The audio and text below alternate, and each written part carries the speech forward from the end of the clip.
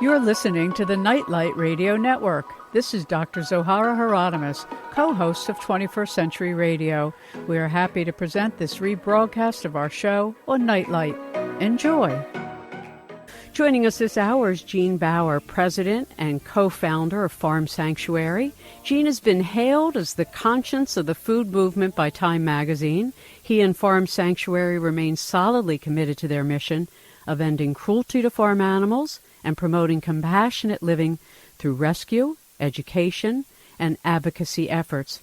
For 25 years, Gene has traveled the nation campaigning to raise awareness about the severe abuses of industrialized factory farming, an ongoing topic of 21st Century Radio, as well as our unhealthy food system resulting from it. This causes misery, as we have recorded many times on this program with wonderful educators. It causes misery to animals, animal workers, the environment, and ultimately the consumer and human health. Gene, thank you so much for joining us.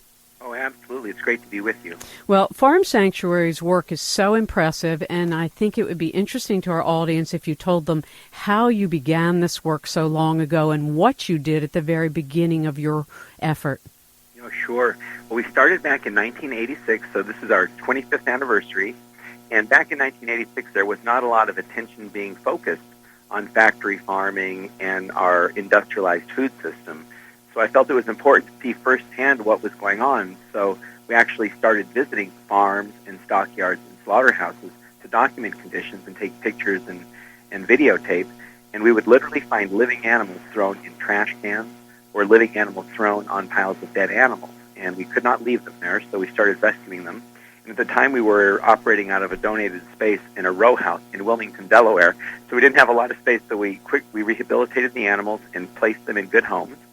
And then as time went, it was clear we needed more space, and we eventually got a farm up in Watkinsville, New York. We have 175 acres there. We also have a visitor program to encourage people to come up and see the animals. We also have a farm now in Northern California. But in the early days, it was an all-volunteer organization, and we actually funded the organization by selling vegetarian hot dogs at Grateful Dead concerts and other festivals. I saw that, and I went, oh, great, a man after our own heart. And so when you began this work, I mean, there were so many of us who came into this awareness at the same time in the 70s. You know, they could call us the children, the boomer children or whatever, but I think the awareness was almost within our culture, and many people became vegetarian, but that didn't seem to impress the rest of society. How have things changed in these 25 years? Well, I think in this past 25 years, people have really come to recognize the importance of our food choices, not only for ourselves, but for other animals and for the planet. You know, in our country today, we are facing huge health problems, and, you know, heart disease and cancer are the top two killers, and the risks of both can be seriously lessened by shifting towards eating plants instead of animals. And also, what's happened over the past several decades is that farming has changed significantly, and animals are now being confined in cages, in crates, and they're packed so tightly they can't even turn around or stretch their limbs in many cases, and they're packed by the tens of thousands or even hundreds of thousands on these factory farms, and they generate enormous quantities of manure, which then pollutes the environment, gets into waterways. And animal farming also is inherently inefficient. It requires lots and lots of resources to grow meat, milk, and eggs instead of just eating the plants directly. The United Nations has also done a report talking about how the livestock industry is one of the top contributors to the most serious environmental problems we're facing on our planet today. So how we eat has profound consequences for ourselves, for other animals, and for the environment. And I think as time has gone with the Internet and with more and more information available, people are starting to see the way these animals are treated, and it doesn't feel right. And people are shifting away from eating factory farm products. And increasingly, people are shifting towards eating healthy plant foods. And that's, I think, really the best nutritional advice, is to eat whole foods and mainly plant foods. And we're, I think, right now in the midst of a burgeoning food movement where there are farmers markets popping up and growing. There are community-supported agriculture programs. There are community gardens. And so I'm actually pretty optimistic about the future. And as people become more aware and make choices that are more aligned with their own values, I think we're going to see enormous shifts. And I think we're beginning to see that now. One of the things I wasn't aware of until reading your work, I mean, I've been doing this my whole life as well, of bringing on experts who are involved in this work or joining others in various local campaigns, but most people in our audience may not know that farm animals are excluded from most state anti-cruelty laws. I mean, this is exceptional. We're talking about some 9 billion land animals a year that are killed to be consumed or thrown away as waste product. That's right. It really is astounding. And, most people want to believe these animals are treated with some basic decency and also want to believe that the laws apply and protect these animals, when in fact, in most cases, these animals are excluded. They're excluded from many state anti-cruelty laws because normal agricultural operations are exempt.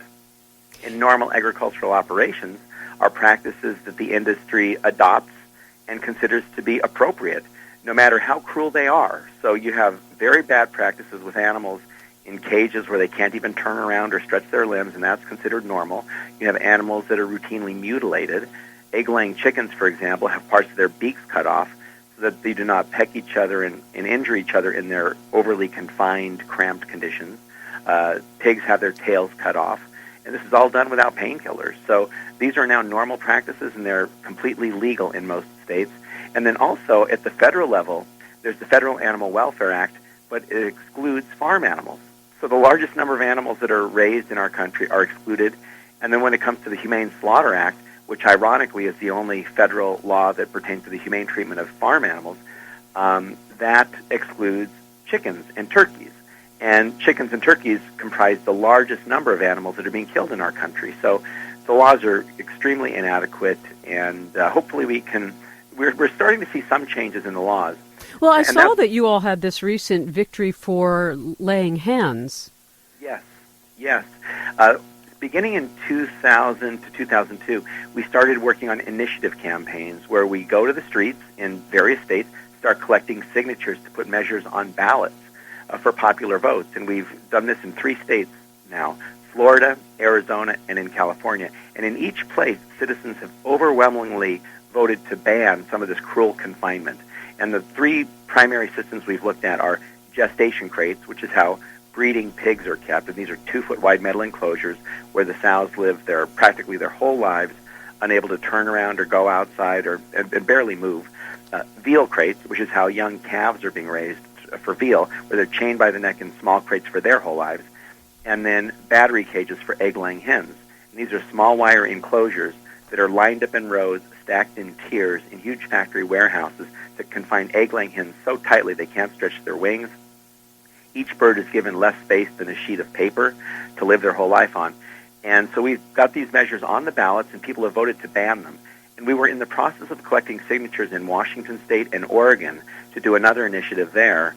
And the United Egg Producers actually agreed to come to the table, and they agreed to support federal legislation to outlaw these barren battery cages and to give the hens more space. And I think, that it's so important to understand, and I think for anybody in our audience who has never looked at pictures, and I can promise you that rather than I describe them to you, you should see them. Go to www.farmsanctuary.org. Again, www.farmsanctuary.org. You have done a magnificent job at Farm Sanctuary in making this information so available, and you go through the hens, the cows, the pigs, the fish. I mean, all of the kind of living animal life that we consume as practice, rather than really understanding the consequences, not just to the animals, but also to ourselves, the environment, and I have to say, to our conscience, to the whole way in which a civilization does or doesn't progress. It's so true.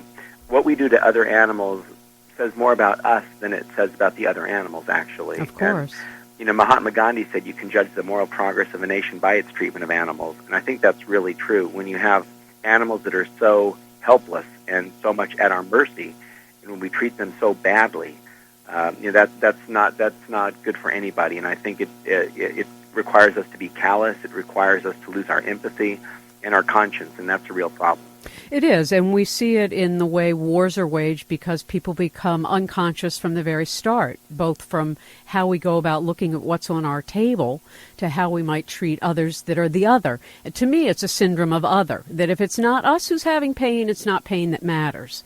And yet when you look at the systematic agreement by workers, by factory owners, by agribusiness, by our Congress, by the lobbyists, that say this kind of torturous, systematic ruination of the animal kingdom, human life, and the environment is quite okay. So let's talk about where the quite okay comes from. Is it economics? I think economics are a big part of it. I think habits are another part of it, where, on these farms, bad has become normal, and the animals have been increasingly confined, and it's all, if they're confined and they're not exercising, they put on weight more quickly. So that's one of the economic reasons that these animals are packed so tightly. And they're also completely controlled. Their whole lives are controlled. Well, they're not treated like sentient beings. They're treated like things, like they're just objects. Precisely. They're treated like production units, like pieces of meat from the day they're born until the day they're killed. And the goal of industry is to get them to grow as fast as possible so they reach market weight as fast as possible with as little cost as possible. Right. So confining them is one way to do that. Feeding them antibiotics is another way to do that. And so antibiotics, half of the antibiotics produced in the U.S. are fed to farm animals. Which then goes into our bodies. Yep. And our waterways. Yep, absolutely. And then we also have the development of antibiotic-resistant bacteria. New pathogens are emerging in the system. Right. And so when you started looking at all this, I mean, as a fairly young man, you've committed your life now 25 years and more to this. Obviously, more and more people have contributed to it. Is there any, I always think it's our children who, if we can educate them, I mean, you show a picture to a child at the age of 6 or 7 of how pigs are treated or cows are treated, and they'll never eat meat again. But getting that picture into the school system is almost impossible. Yeah, it's true. We've, back in the early days, when we were first starting, we actually went to schools and we spoke at some classes, and we almost got some teachers fired because, I'm sure, some of the parents were farmers. But before you pass that point, let's talk about that for a minute, because Maryland's a big farm state, and we have Purdue chicken, and it's a big problem here, and we have Johns Hopkins, which is a whole other issue of experimentation on animals. When you talk to farmers, I mean, was there a different ethic long time ago? When is that long time ago before factory farming? Well, I think it's been sort of a constant but gradual shift towards commodifying animals and seeing them just as production units, not as living creatures. And, when I was visiting farms in Florida when we did our first initiative, and I spoke to people at the university there, they agreed that what was missing today on farms is pigmanship, this idea and understanding of animals. Mm-hmm. And I think that a lot of that shifted significantly after World War II, because after that time we had lots of resources in this country, we had lots of inexpensive oil and capital, and it went towards constructing these large industrialized operations. And as that happened, people became more removed from the animals. They became more removed from the land. They started seeing, sentient life just as commodities, and that has continued. And it's sort of reached its epitome, I would say. Although I also do believe that we are now starting to see a shift back to more sensible practices. And this is with small farms, with farmers markets, and so on, starting to spread around our country. So I think it's gotten really bad, and now there's awareness and there's a recognition that this is unacceptable and it needs to change. And there is some change happening, although there are still your large industry groups that are going to defend the current practice because they've invested in it and it's profitable. Well, exactly. And they, of course, have the biggest bucks, and they go ahead and they lobby Congress, and any sensible bill that might come through at the state legislature or at the federal level generally gets bounced right back out of committee before it even gets to the floor, which is something I have experienced in a lot of campaigns in my life. Look, we're going to take a little break, then we're going to come back, and I want to talk about some of the wonderful things you do in terms of people being able to participate in adoption, what they can do if they see something, how to help with education, and some other particulars. If you're just joining us, I'm Hieronimus, and our guest is president and co-founder of Farm Sanctuary. You can find them online at www.farmsanctuary.org. If you don't mind, Jean, for a moment, I'd like to come back to something you said in the very beginning. You were one of the very first groups of people to get into farms and factory farming to be able to film and document what was going on. Can you share a little bit about that time period in this work and what that was like? Well, it was pretty rough, as you can imagine, going into these places. And at the time, the industry was a little bit less wary of visitors. So right. I was often able to just walk in and take videotape and pictures of what was happening.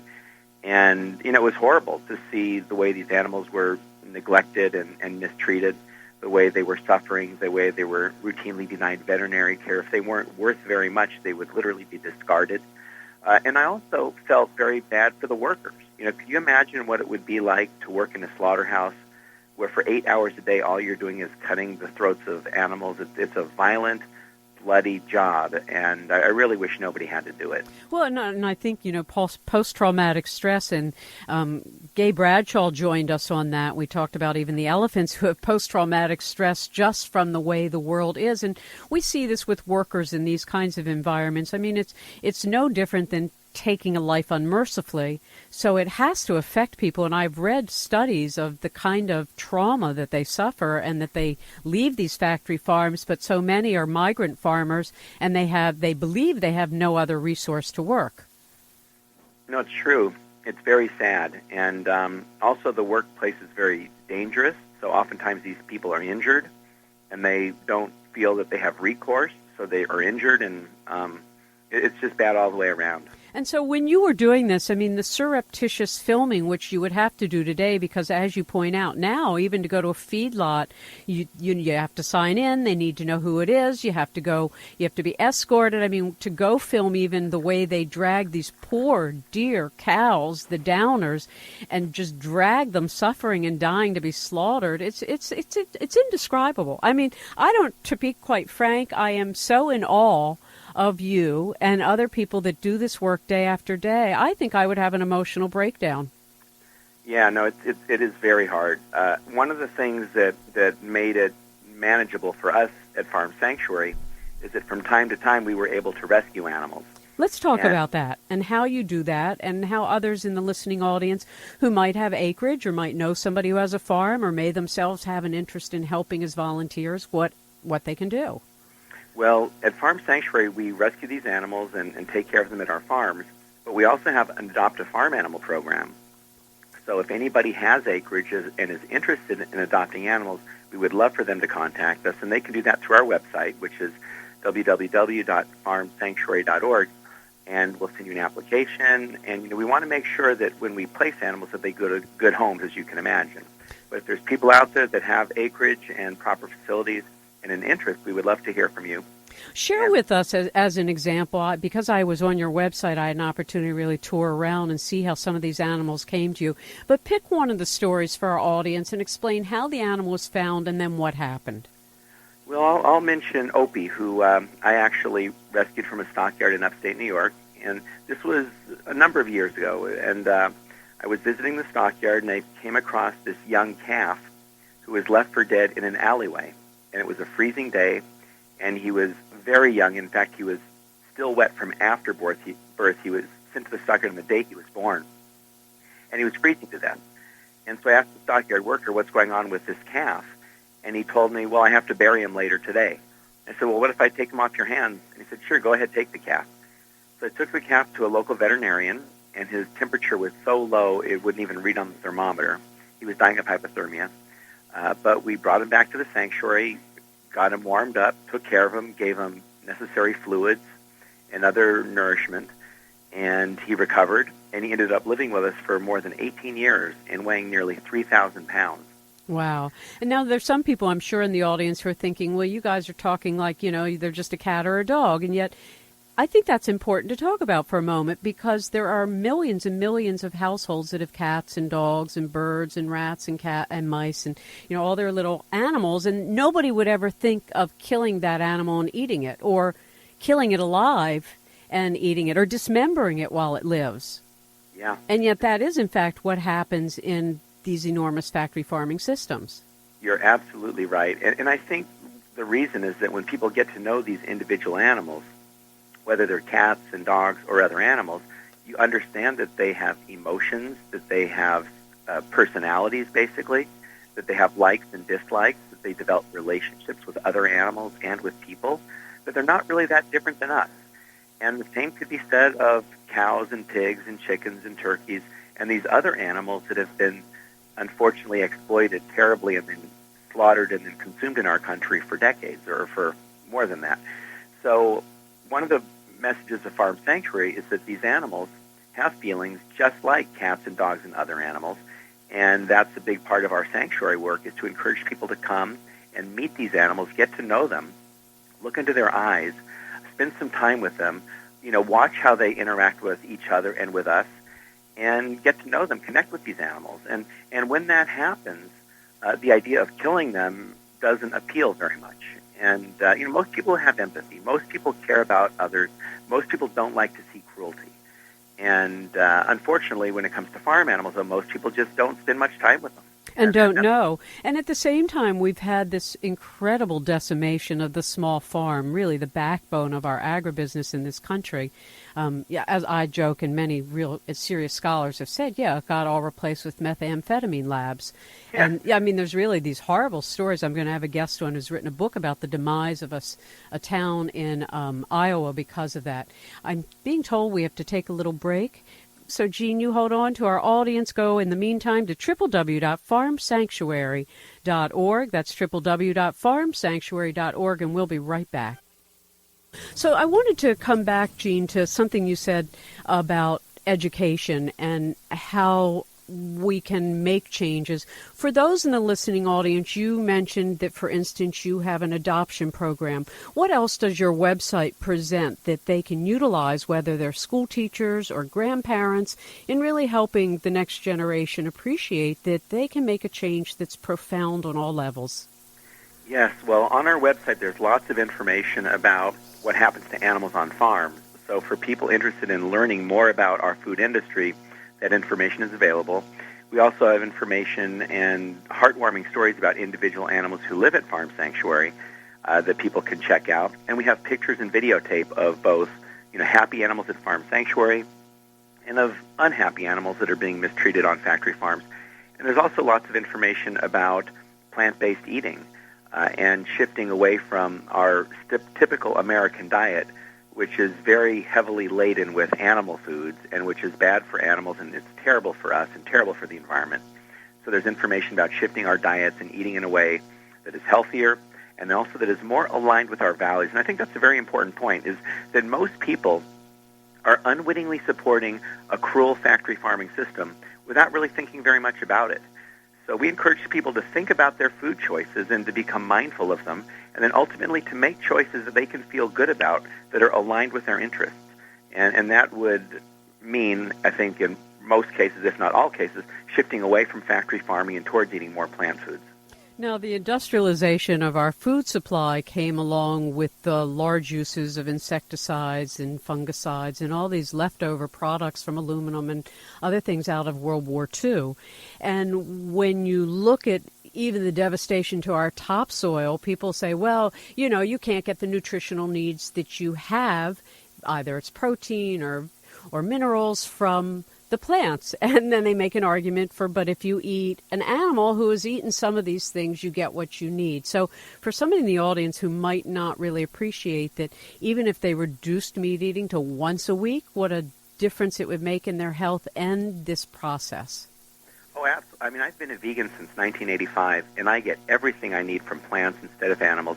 Some of our the best athletes ever have trained as vegans and done their best work and their best times as vegans. For example, Carl Lewis, the Olympic athlete, he did his best times in track when he trained as a vegan. Dave Scott, who has won the Ironman triathlon more than anybody else in Hawaii, trained as a vegan. So, you can get everything you need by eating plants instead of animals, and you can also perform at a very high level athletically that way.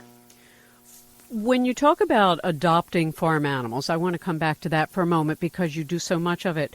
You mentioned that you have 2 different sanctuaries, and I did want to make one point. There's a lot of sanctuary work going on for elephants and chimpanzees and all kinds of abused animals around the planet, and sanctuaries are, thank God, popping up here and there. But I've interviewed a number of sanctuary founders, and we all sort of agree that we don't want the creation of sanctuary to be a long-time business. It's kind of like the short-term interval until we can make living a sanctuary. I love the sound of that, yes. Our sanctuaries, we have 2 of them, one in Watkins Glen, New York, and one in Orland, California, and these basically have been set up to take care of refugees of an abusive system. And ideally, we would love to put ourselves out of business so we didn't have to rescue animals from these cruel systems. And when you say you have the 175-acre farm in upstate New York and 300 acres in Northern California, how many animals and what kind of animals are on the farms? Well, between the 2 farms, we have nearly 1,000 animals right now, and that includes cows, pigs, chickens, turkeys, ducks, geese, sheep, and goats. And we have some donkeys at our farm also out in California. And these animals, once they come to us, get to live out their lives. They're our friends, not our food. And people are welcome to come visit. We have events at the farms. We have overnight cabins where people can actually come and stay overnight at Farm Sanctuary and wake up and look out off of their porch and see pigs out there rooting in the soil and see cows out grazing. They can see happy animals on a very peaceful farm. It's a very beautiful experience. Do the cows get milked? Do the goats get milked? Is cheese made? Or is this simply a place where these animals rest until they live no longer? This is a place where the animals simply get to be who they are. Mm-hmm. And so we don't generally need to milk them. And the reason is that the only time that a cow would have milk or a goat or other mammal would have milk is if they've given birth. Right. And then they start lactating. And that's why on dairy farms today, these cows are forced to have a calf every year who's taken away from them. And then the calf is raised for veal if it's a male, and if it's a female, will be raised to become a milking cow. And then the cow's milk is taken and sold for people, of course. But at Farm Sanctuary, if an animal comes in pregnant, she'll be allowed to give birth and nurse her young. So those are times when we would have lactating females. But otherwise, they're not bred, and so they're generally not, they do not need to be milked. Although we have gotten some from dairy farms who we've had to milk temporarily until their udders dried out. Because, once you have a lot of milk, you have to be milked. Just out of curiosity, what's your feed budget a year? Oh gosh, I don't know exactly, but it's probably over $500,000. Yeah, that's what I would guess. I remember interviewing a small sanctuary in one of our states. I can't remember which one, and her food budget was $300,000 a year. This was for horses, I think it was. It was a sanctuary for horses. And so when we look at this extraordinary, and you have a wonderful staff of people, and your board is just so diverse and so involved. If somebody in our audience wants to make a donation, explain where that donation goes. Well, people who donate to Farm Sanctuary help fund our shelter work and our direct animal care and rescue work and our placement work for the Adopt a Farm Animal program. And they also help fund educational efforts and advocacy efforts. In addition to caring for animals, we want to raise awareness and encourage citizens to eat in a way that is more sustainable and more humane. And we also want to change laws to protect animals from cruelty. And we've had some success there. We've been able to pass laws to outlaw some of the worst confinement systems in a handful of states. And so we're now working on federal legislation, and we'll keep pushing for that as well. So donations to Farm Sanctuary fund our rescue, education, and advocacy efforts. Now, I understand that there's going to be the first national conference to end factory farming for health, environment, and farm animals. Who can go to that? Oh, we invite everybody to come. Anybody who's interested is welcome to attend. And we have a website, which is www.factoryfarmingconference.org. And our intent is to raise awareness about this problem, to engage people and to empower people to go make a difference when they go home from the conference. As you pointed out, CSAs, community-supported agriculture, community gardening, small sustainable farming is really enjoying a renaissance in this country. And, I always sometimes wonder why we don't have sort of bond investments for these kinds of things, for earth care careers, for animal care careers. Is there any part of the world that you can point to and say, look, these guys do it right? Is there a model for the right way to do this? It's a really good question, and unfortunately, I cannot come up with a model in any nation. I think that we're seeing some models popping up in the United States in certain communities where we have community gardens, and we have, even in some schools, there are gardens. So there's starting to be some really good examples that I think will continue to spread because they make so much sense, where people are getting healthy food, they're getting local food that's very affordable, and they feel good about it. It's really nice to go out in the garden and pick your food and eat it. It's something really satisfying about that direct connection to earth and to our sustenance. Yeah, I agree. A few years ago, I was trying to get a book to a publisher, and I hadn't heard from them, so I assumed it was a rejection. And I said, okay, I know what I'll do this year. Let's start a farmette. And so, indeed, of course, the publisher came back about 3 weeks after I'd started it and said yes to this book. So there we are building a farmette with our hens, and we're having eggs. And it was a big learning experience. And now we have hens who are no longer laying eggs, and they're just going to stay with us until they live no longer. And somebody said to me, but that's like having pets. I said, well, they're really not pets, but they're sentient beings, and we love them, and we take care of them. And, when people say, well, what's the point? All I can say to them is, well, we care for them because they're alive. Right. Exactly.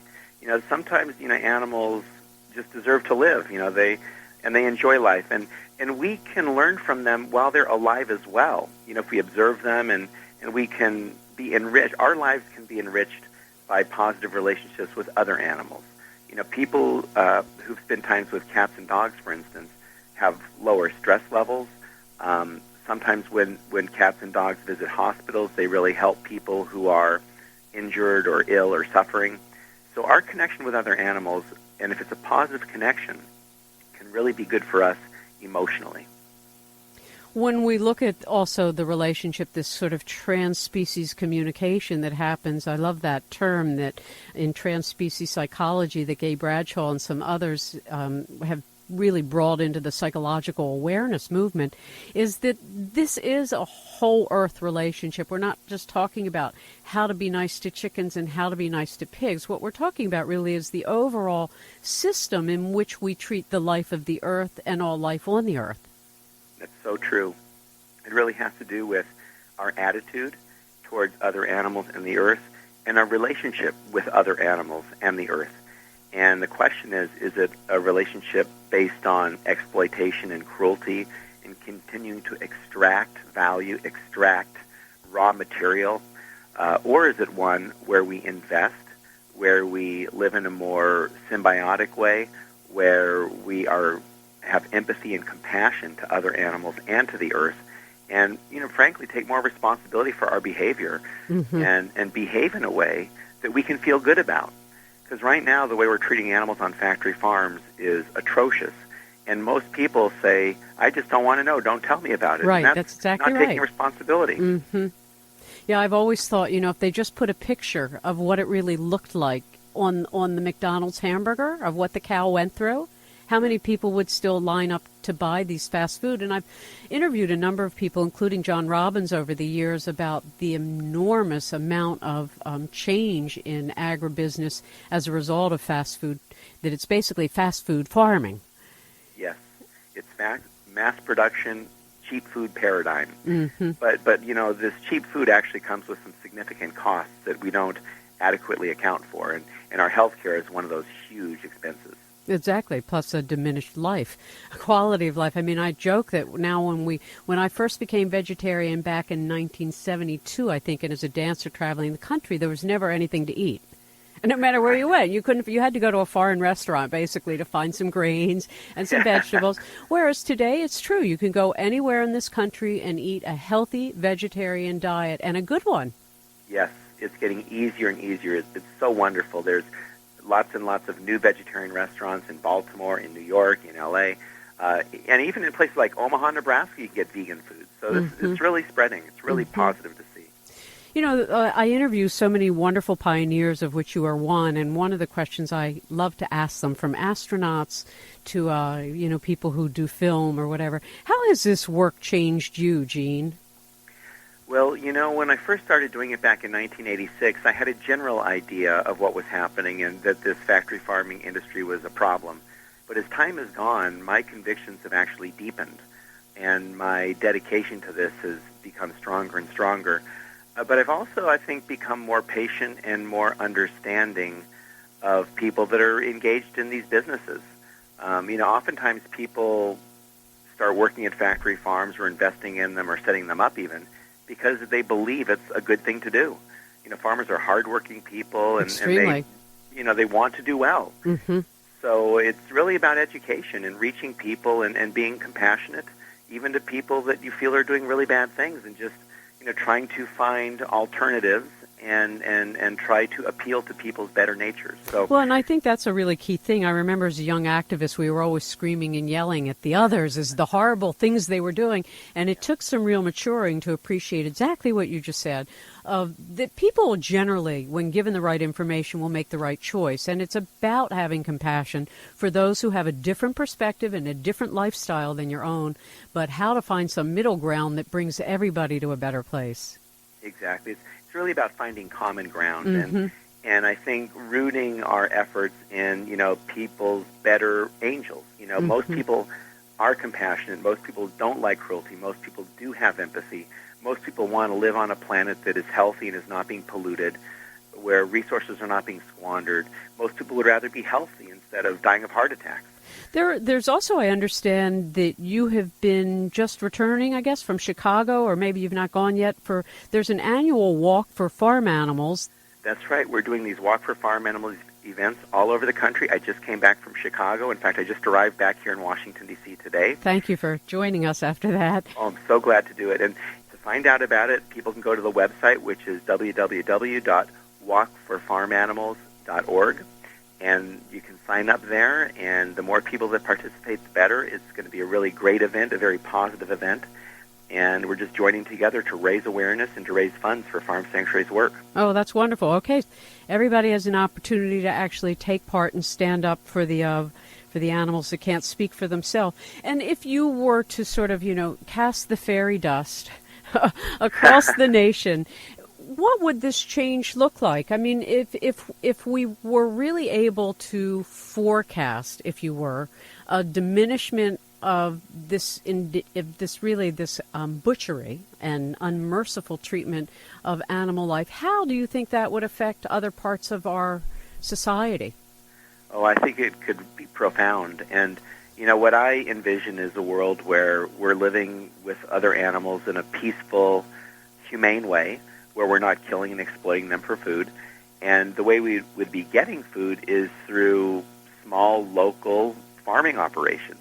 And in addition to small farms, there would likely be more urban agriculture. And we're starting to see this. We're starting to see rooftop gardens, for example. Yeah, there's a wonderful one I saw in Brooklyn, a fantastic urban rooftop organic garden. And, I think that I remember it was almost 27 years ago, I and another woman, we tried to convince the municipality in Baltimore to turn this big public field called Rash Field into an urban agriculture center. Of course, nobody understood what we were talking about 27 years ago, but now the municipalities actually provide land within the community and vacant lots, and it's phenomenal that there's funding in our cities now to actually do this. And that's very good for neighborhoods. And it also, softens urban areas to have plants and grass growing or vegetables growing. There's also a food not lawns movement with people who have lawns are starting to tear up their lawns and plant food. Right, right, which I have seen some beautiful demonstrations on less than a quarter acre feeding a family of 6 really well. So Yes. you don't... So that's the type of agriculture I think that we need to move towards, and there are small signs of it happening. And I think we need to dismantle this industrialized farming system where we're growing tons and tons of feed crops like corn and soybeans, which are very chemically dependent to feed animals for meat, milk, and eggs. And we don't need to do that. We could move towards plant foods, smaller farms, more efficient farms, more local food, more organic food, and just people more in touch with the land. So that's the direction I think things need to go.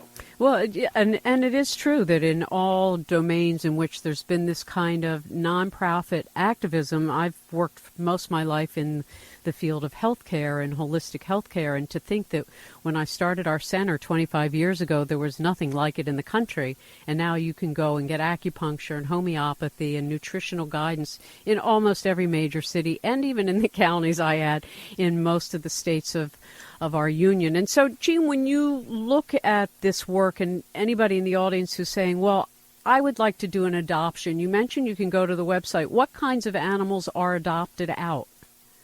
We have all kinds of animals. We have, cows, pigs, sheep, goats, chickens, and turkeys. All these animals that, are generally seen as food, we see as our friends, and we place them in homes where they're going to be allowed to live out their lives. And, people can go to the website, which is farmsanctuary.org, and see some of the animals that are up for adoption, some of the animals that we care for there. And we're always looking for good homes, because whenever we can place an animal in a home, we're able to rescue more. Does the 4-H Club of America, how do the organized farm community respond to this? Well, the 4-H and Future Farmers of America and those sort of youth agricultural programs have a different perspective than we do. They unfortunately teach children that these animals are basically commodities to be raised and killed.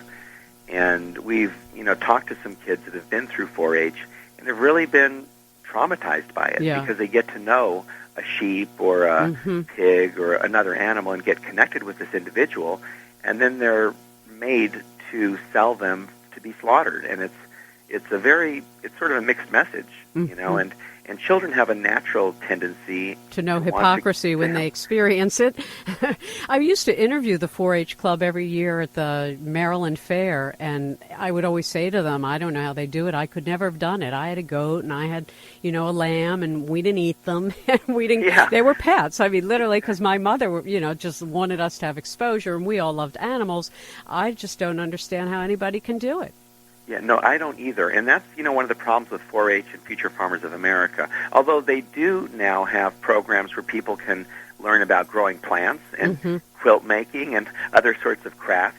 So it's not all bad. But when they take animals and basically desensitize children to see these animals as just pieces of meat to be slaughtered, that is a problem in my view. It's an interesting challenge that we all face. I mean, in almost every domain in which we do air work, everybody's working to create some sort of new paradigm of consciousness where the consciousness matters, where our relationship to all life is the work. It's not something afterwards, but that is the work. The journey of how we treat the earth and how we treat each other and how we treat the animal kingdom is the work of living. It's so true, and to do it mindfully and thoughtfully and in a way that we can feel good about, that is empathetic and is compassionate and is not harmful to other animals, not harmful to our bodies or to the earth, and just living in a way that is aligned with our values and aligned with our interests and leaves a lighter footprint on the planet. And it's very empowering to go that direction. And as you say, it happens every day. It's just the way we live our lives. And, Gandhi said, my life is my message. And, he's also said, be the change you seek in the world. And I think it's so important for each of us just to think about how we live and to make choices that we can feel good about, that are aligned with our values and our interests. I agree with you entirely, and it's interesting because there have been different stages in my life. I've been an activist in many different fields, but there was a time that I had to, after covering current events for 10 years, really have taken the last 10 years in a very spiritual retreat and studied Kabbalah, and I've written 2 books, and now I'm sort of coming back out into the world of doing from day to day in various nonprofit sectors. And I work with a wonderful farm here in Maryland called Kayam Farm, which is at the Pearlstone Retreat Center, and they have brought to it the Jewish texts of teaching about how you treat animals, as well as an understanding of the natural cycle of how to do small sustainable farming. They have a great garden, and they have, anyway, it's a wonderful movement that really is happening with lots of people in their 20s and 30s and young homesteaders who are really trying to live a conscientious life. Look, we have just about a minute left. Is there anything else you'd like to share with us? I guess I would just encourage people to go to the Farm Sanctuary website, which is farmsanctuary.org, and just to recognize how important our food choices are. The way we eat is perhaps one of the most important decisions we make every day. It has profound impacts on other animals and on the earth and on our own health. And just being thoughtful about it and doing what we feel good about can make a world of difference. Well, I want to thank you. And again, remember, ladies and gentlemen, there is going to be the first national conference to end factory farming for health, environment, and farm animals. You can go to www.factoryfarmingconference.org. And I want to thank you for the tremendous work you and your organization do and for taking time after such a busy day today to join us. Oh, thank you so much. Really appreciate the opportunity. 21st Century Radio is produced by Hieronimus and Company. Our executive producer and research assistant is Laura Kortner. Our engineer is Noah Dankner. I'm Dr. Zohara Hieronimus, and we hope you enjoyed the show.